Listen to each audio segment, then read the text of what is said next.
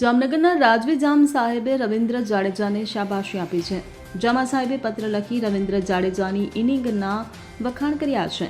England સામેના ત્રીજા ટેસ્ટમાં રવિન્દ્ર જાડેજાએ છેલ્લે સુધી બેટિંગ કરી હતી. ક્રિકેટર રવિન્દ્ર જાડેજાએ જામનગરનું પાણી બતાવ્યું છે, જેને લઈને જામનગરવાસીઓ રવિન્દ્ર જાડેજાની બેટિંગને લઈ ગૌરવ અનુભવી રહ્યા છે. મળતી માહિતી મુજબ ઇંગ્લેન્ડમાં ભારત અને ઓસ્ટ્રેલિયા વચ્ચે ત્રીજી ટેસ્ટ મેચમાં ભારત માત્ર 25 રનથી ટેસ્ટ મેચમાં હાર્યું હતું. જો કે ભારતની શરૂઆતની વિકેટ ફટાફટ પડી હતી, જેના કારણે મિડલ ઓર્ડર અને છેલ્લા બેટ્સમેન પર દબાણ આવ્યું હતું. વિકટ પરિસ્થિતિમાં જામનગરનો રવિન્દ્ર જાડેજા છેલ્લે સુધી ક્રીઝ પર ઊભો રહ્યો હતો. જો કે સામે સતત વિકેટ પડી રહી હતી. ટેસ્ટ મેચના છેલ્લા દિવસે રવિન્દ્ર જાડેજા તથા 3 કલાક સુધી બેટિંગ કરી હતી અને એક સમયે ઇંગ્લેન્ડ સામે ભારત જીતશે તેવી આશા બંધાઈ હતી. જો કે મોહમ્મદ સિરાજ બોલ્ડ થઈ જતા ભારત ટેસ્ટ મેચ હારી ગયું છે.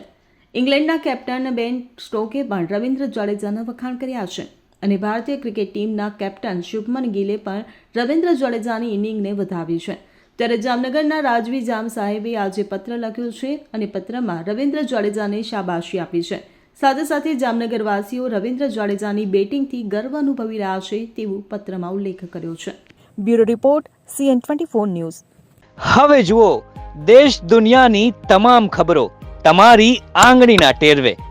ઉઠાવો મોબાઈલ અને Google Play Store પરથી ડાઉનલોડ કરો અમારી CN24 ન્યૂઝ મોબાઈલ એપ.